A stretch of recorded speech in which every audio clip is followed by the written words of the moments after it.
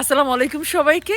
সাত সকালে কোথায় যাচ্ছে বকুল ভাই? আমরা কোথায় নিয়ে যাচ্ছি? আসসালামু আলাইকুম ভিউয়ার্স, আমরা আজকে রওনা দিচ্ছি নর্থ ক্যারোলিনা স্মোকি মাউন্টেনে।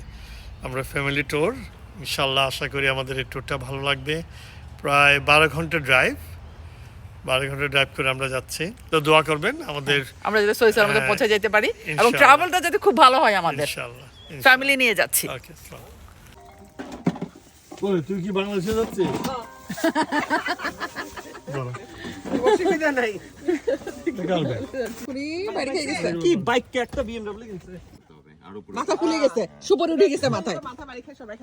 না তো এদিক দিয়ে না তো ওগুলি ভয় পাই না পিছনে